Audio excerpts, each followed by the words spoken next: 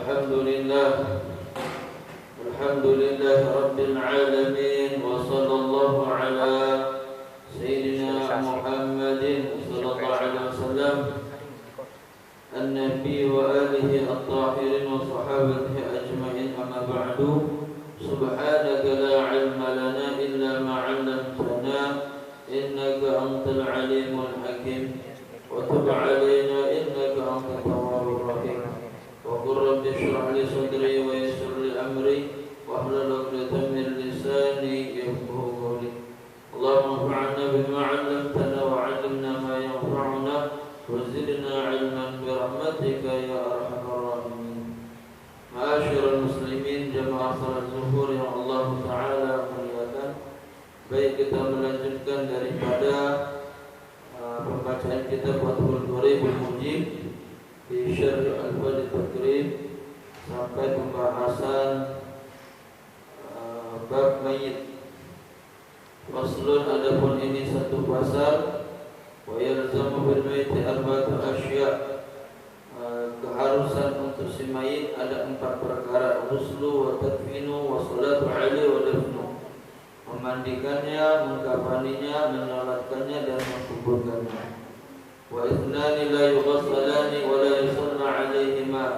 Dan 2 tidak dimandikan juga tidak disolatkan. Yang pertama, asy-syahidu fi ma'rakatil musyrikin, orang syahid yang terbunuh di medan perang melawan daripada orang-orang musyrikin. Wasabtul ladzi lam yastahilla sarikhan, dan orang anak kecil yang lahir dalam keadaan tidak mengeluarkan suara. Wa yughassalul mayyitu witran, dan dimandikan mayit itu 3 kali. Wa yakunu fi awwali ghusli sidrun, dan hendaknya di basuhan pertama kali dicampur dengan sidir. Wa fi akhiri syu'un kafur, dan di akhir dari basuhan itu dicampur dengan kafur. Ini pembahasan kita di pertemuan yang lalu. Sekarang wa yukafanu fi salasati aswab bi laisa fiha qamisun wala imamatun, dan dikafani si mayit itu dengan 3 helai kain yang berwarna putih. Fiha qamisun wala imamatun, yang mana tidak ada gamis ataupun tidak ada imamah. Maksudnya tidak dipakaikan gamis juga tidak dipakaikan imamah. Wa yukabbiru alaihi 4 takbirat, dan ditakbirkan dengan 4 kali takbir. Wa yukaffanu al-mayyitu dzakaran kana aw unsa balighan kana aw la. Jadi dikafani mayit, baik itu mayit laki-laki ataupun mayit perempuan, baik yang sudah baligh ataupun yang belum baligh, fi salasati aswabin, di 3 kain yang berwarna putih. Wa takunu kullaha lafaifun mutasawiyatun tulan wa 'irdan tasru, yang mana hendaknya 3 kain itu berupa lafaifun mutasawiyatun, yang mana lembaran yang sama baik panjang ataupun lebarnya. Tasturu kulla wahidatin minhuma jami'ul badan, yang mana setiap lembarannya itu menutupi seluruh badan. Jadi ini maksud sebetulnya sunnahnya ya. Sunnahnya 3. Aslinya kalau sekiranya 1 kain udah cukup untuk menutupi, maka cukup. Tapi dianjurkan 3. Yang mana setiap kain itu sama, panjang dan lebarnya itu sama. Panjang dan lebarnya itu sama, dan sunnahnya juga berwarna putih. Tapi kalau sekiranya tidak didapatkan kain-kain itu berwarna putih, maka boleh dengan warna yang lain, misalnya warna coklat atau warna hitam atau warna pink. Boleh kalau sekiranya yang warna putih nggak ada lagi. Tapi ini anjurannya, syariatnya ya kain kafan itu berwarna putih. Kemudian dia masing-masing kain itu kan 3 kain. Masing-masing kain itu panjang dan lebarnya sama. Yang mana setiap satunya itu bisa menutupi seluruh badan. Jadi setiap satu kain itu bisa menutupi seluruh badan. Ditutupin, kemudian ditutupin lagi kain kedua sampai kain ketiga. Nah ini untuk laki-laki ataupun untuk perempuan. Laisa fiha qamisun wala imamatun. Tidak dipakaikan kepadanya qamis. Qamis itu baju panjang yang menutupi sampai mata kaki, itu qamis namanya. Atau kita kenal dengan bahasa kita gamis. Enggak dipakaikan gamis. Gamis itu ya tadi ya, baju kurung ya, gamis. Wala imamah, ataupun tidak dipakaikan udeng-udeng. Perlu ya. Nggak perlu dipakaikan gamis, jangan dipakaikan gamis, juga jangan dipakaikan ini imamah. Dan dikatakan wa aqallu, begitu juga dengan perempuan. Perempuan dikatakan awil mar'ati. Nah, ini mazkur wa qamis nu'aim. Awil mar'ati fi khamsatin faya izar wa khimar wa qamis wa lafaifatan. Kalau perempuan juga sama, enggak perlu dipakaikan kain wa khimar, penutup wajah, enggak perlu. Dan adapun paling sedikitnya kain kafan itu 1 lembar. Yasturu auratul mayit, yang mana itu 1 lembar itu menutupi seluruh aurat daripada si mayit. Al-Qasah fi Rawdah wa Syarhul Muhadzab, di kitab Rawdah dan Syarhul Muhadzab. Dikatakan di kitab Syarhul Rawdah, Syarhul Muhadzab dan Rawdah itu paling sedikitnya kain kafan itu 1 lembar.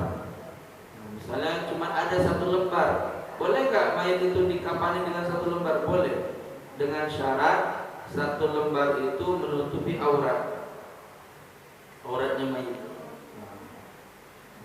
Auratnya mayit. Wa yakunu al-kaf min jinsin ma yalbusu syakhsu min hayati.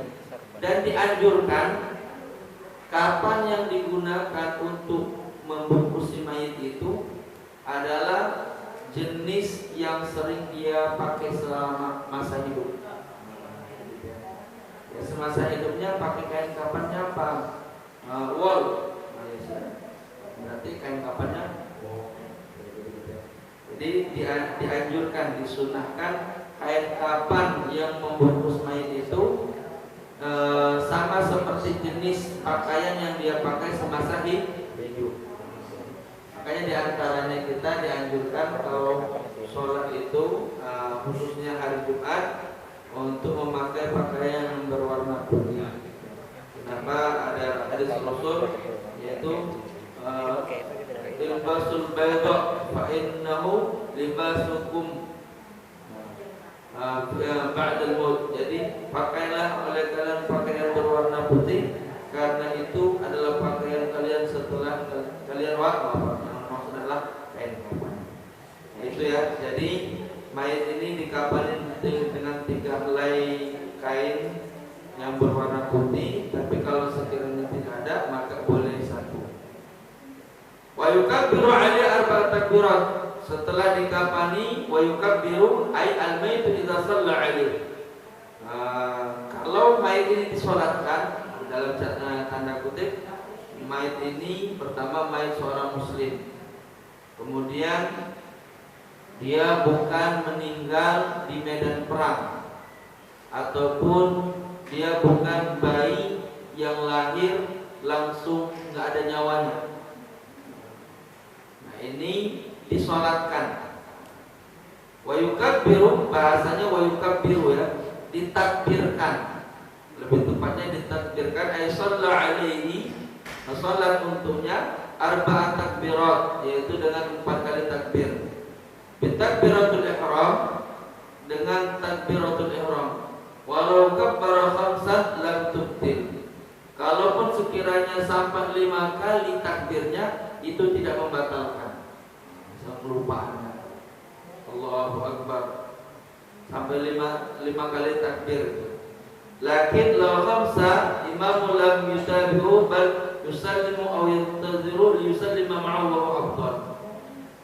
Akan tetapi kalau sekiranya si imam ini takbirnya sampai 5 kali, maka yang di belakang tidak mengikutinya, akan tetapi langsung salam saja. Atau lebih bijak lagi menunggu si imam ini salamnya. Nah, ini imam takbirnya nyampe 5 kali. Allahu Akbar, Allahu Akbar. Orang udah mestinya 4 kali aja, ini 5 kali, nyampe 5 kali. Ini bagaimana? Ini tidak membatalkan sholatnya, sholat jenazah tadi. Akan tetapi catatan buat semakmum itu nggak perlu diikuti takbir kelimanya. Cukup ditunggu sampai dia nanti salam berbarengan, atau salam duluan nggak apa-apa. Assalamualaikum warahmatullahi wabarakatuh. Assalamualaikum warahmatullahi wabarakatuh. Jadi boleh. Jadi pilihannya boleh salam duluan atau menunggu imam untuk salam bersamanya. Kemudian wa yaqra'ul musalli, dan membaca siapa yang menyolatkan mayit tadi Al-Fatihah ba'da takbirah ula, membaca Fatihah setelah takbiratul yang pertama. Jadi yang ini takbir yang pertama itu baca Fatihah. Wa yajuzu qira'atuha ba'da ghairil ula. Boleh membaca Fatihah itu di selain bisa di lain daripada takbir yang pertama. Misal takbir pertamanya dia nggak baca Fatihah. Takbir yang kedua baru dia baca Fatihah, boleh nggak? Boleh. Tapi mestinya di takbir yang pertama dia membaca Fatihah. Wa yusalli 'ala Nabi sallallahu alaihi wasallam pada takbiratus tsaniyah, dan bersolawat kepada baginda Muhammad sallallahu alaihi wasallam di takbir yang kedua. Wa aqallu salatu alaihi, dan paling sedikitnya salawat kepada Rasul, Allahumma shalli ala Muhammad. Paling sedikitnya Rasul. Apa salawat kepada Rasul? Tapi lengkap-lengkapnya salawat Ibrahimiyah. Allahumma shalli ala Muhammad wa ala ali Muhammad, wa shalli ala Ibrahim wa ala ali Ibrahim. Itu lengkap-lengkapnya. Tapi paling pendeknya Allahumma shalli ala Muhammad atau Allahumma shalli ala sayyidina Muhammad. Wa yad'u lil mayyit ba'da tsalitsah, dan mendoakan si mayit setelah takbir yang ketiga. Wa aqallu du'a lil mayit, paling sedikitnya doa untuk si mayit, Allahumma ighfir lahu. Allahumma ighfir lahu. Selebihnya enggak apa. Itu paling dikitnya. Paling dikit. Jangan sampai takbir yang ketiga diam sama sekali. Enggak doain mayit. Jadi takbir yang ketiga itu mendoakan mayit. Paling doa makan mayit tadi, Allahumma ighfir lahu. Adapun lengkap-lengkapnya, Allahumma inna hadza 'abduka wa ibnu 'abdika kharaja min rumi dunya wa sa'ata wa mahbubi wa ahibbahu ila zulmatil qabr wa ma walaki, dan seterusnya. Atau yang sering kita dengar, Allahumma ighfir lahu warhamhu wa'afihi wa'fu, boleh. Wa fi rabi'ah, dan di takbir, dan setelah takbir yang keempat membaca daripada Allahumma la tahrimna ajrahu wa la taftinna ba'dahu waghfir lana wa lahu.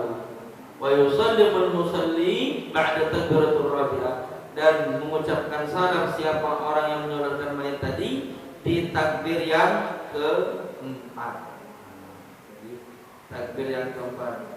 Dan wassalamu huna, dan adapun salam ini, yang ini salam menyolatkan jenazah, kasalam bi sholati ghair janazah fi kayfiyatiha wa adadihi likai yustahabbu ziyadatu wa rahmatullahi wa barakatuh.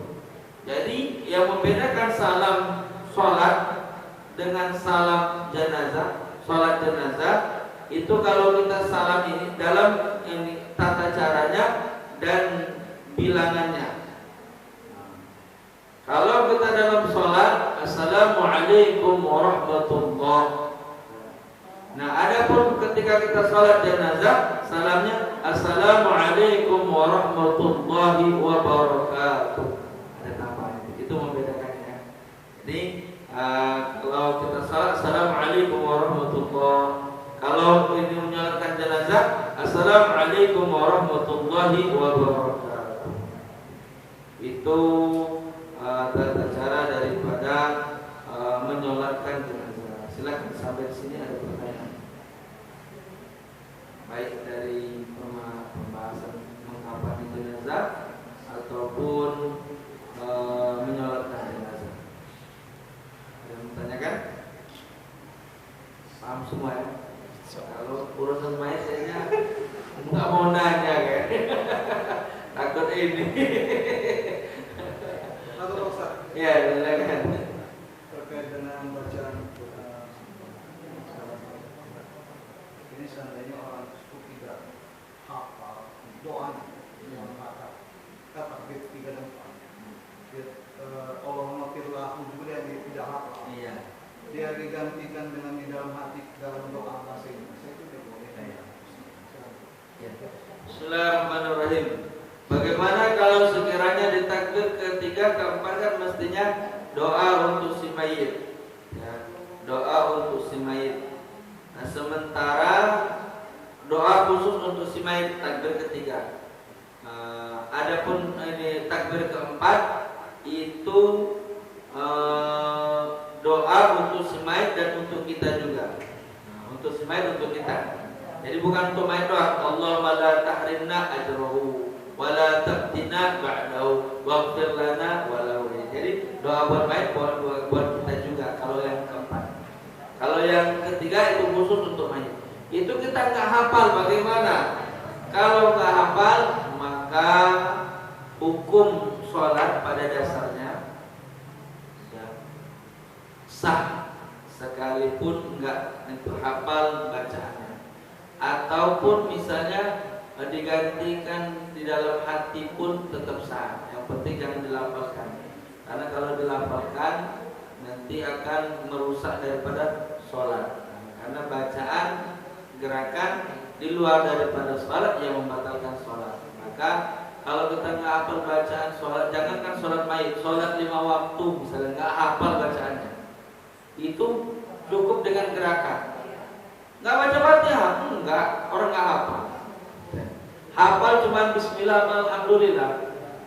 Kebetulan doa makan sama habis makan. Bismillahirrahmanirrahim. Alhamdulillahirabbil alamin. Udah. Selebihnya nggak hafal. Gimana sholatnya? Sholat aja nggak hafal. Terima nggak sholatnya? Diterima. Diterima. Kenapa? Karena kemampuannya sampai di situ. Begitu juga dengan sholat jenazah. Jadi kalau memang nggak hafal bacaannya ya apa? Di dasarnya ya. Terus kalau gimana kalau digantikan dengan doa dalam hati? Boleh juga. Yang penting jangan dilafalkan. Ada lagi? Ya, kalau yang paling afdol jadi imam si mayit, sama kalau seseorang itu lagi junub, boleh nggak megang mayit? Bismillahirrahmanirrahim. Utama-utamanya yang mengimami si mayit ini siapa? Utama-utamanya adalah waladuhu, anaknya. Anaknya nggak ada ahli warisnya. Ahli waris itu nggak mesti anak ya. Kakak beradik itu ahli waris juga. Ahli warisnya. Kalau ahli warisnya nggak ada, aqaribu, apa? Keluarga dekatnya. Kalau nggak ada, keluarga jauhnya.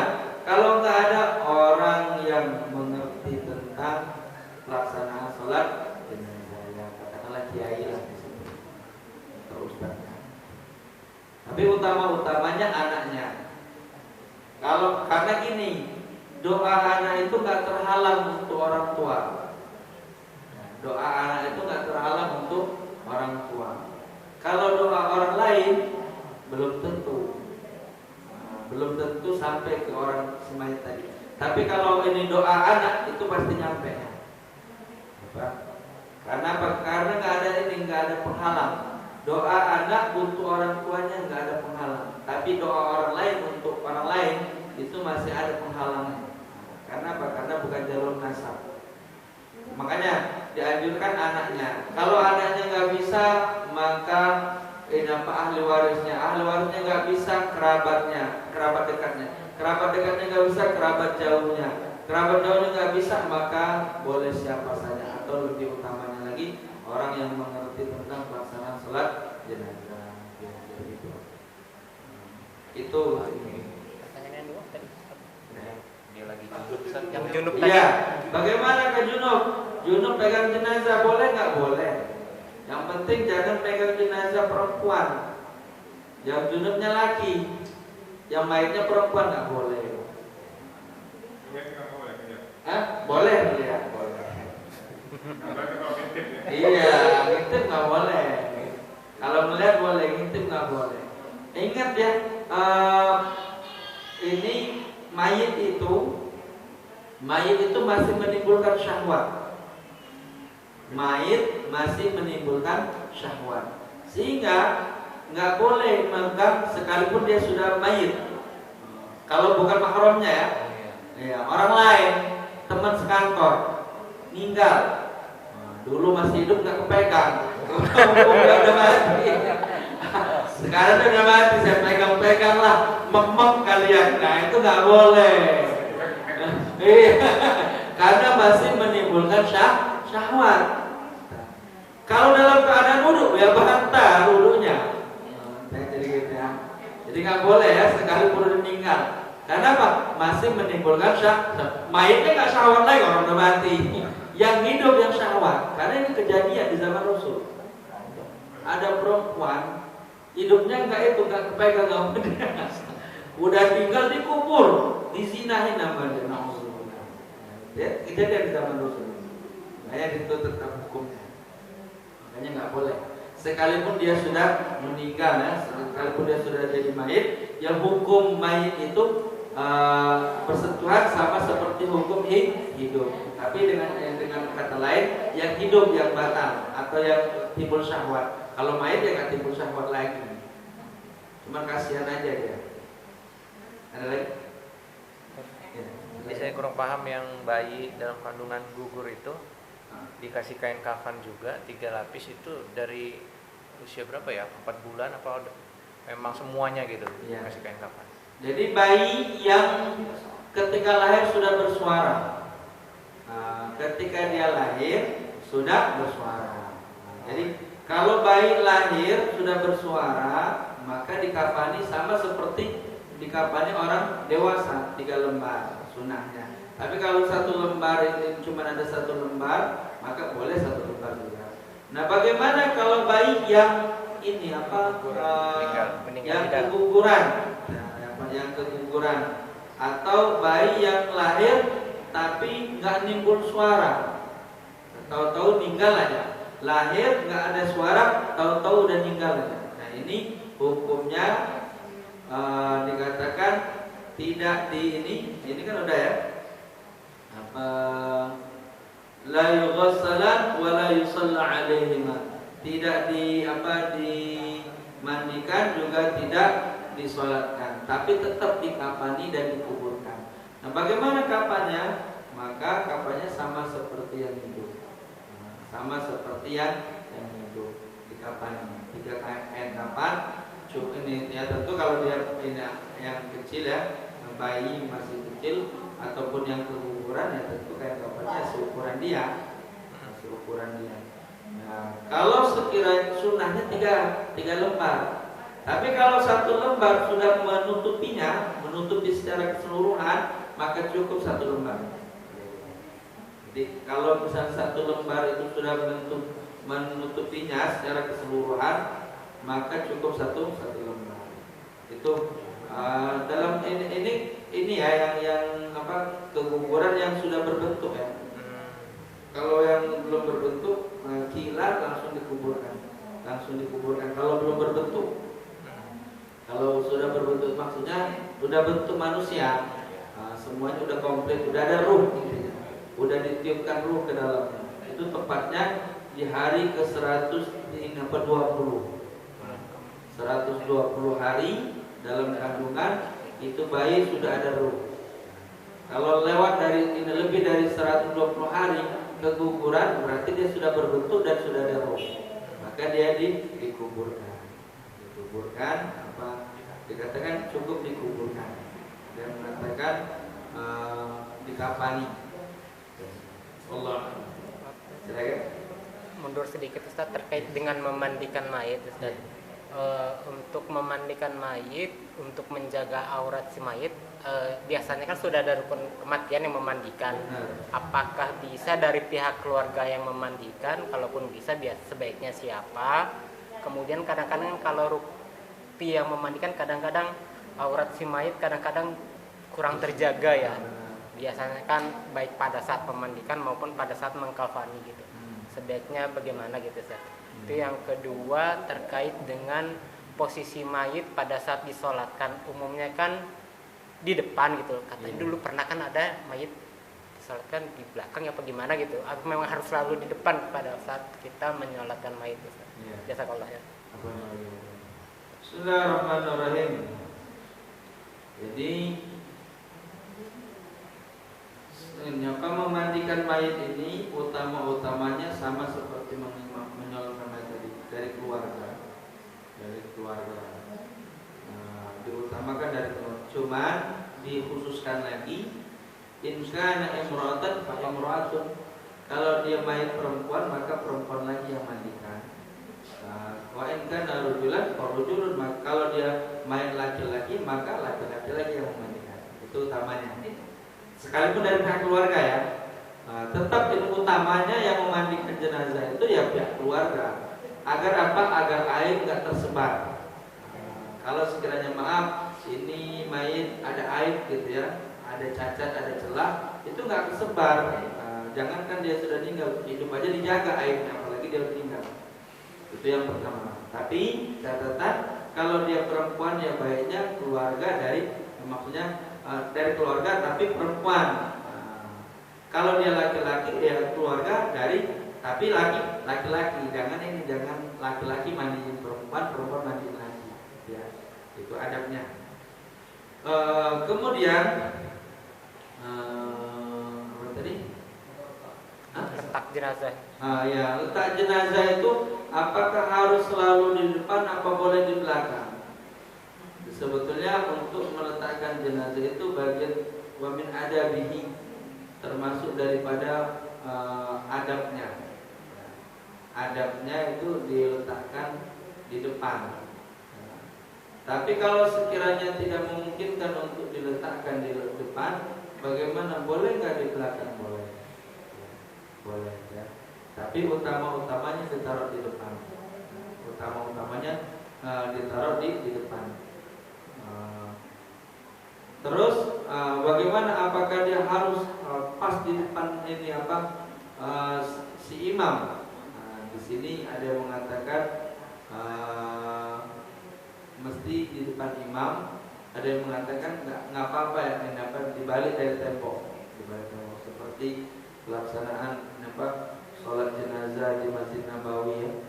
Itu kan ini apa mayitnya itu ini nggak di depan imam langsung. Enggak itu. Tapi dia ini pengimaman, ini tembok, nah situ mayit ditaruh. Jadi dari depan, dari arah depan, dari raudhah, dari makamnya Rasul, nah situ mayit datang.